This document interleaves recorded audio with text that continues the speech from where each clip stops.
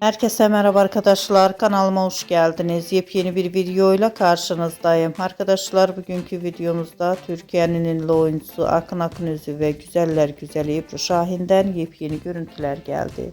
Muhteşem oyuncularımızın bir arada çekildiği Hercai dizisinden olan karelerini sizler için YouTube kanalımda video halinde sunuyorum arkadaşlar. Umarım beğenirsiniz.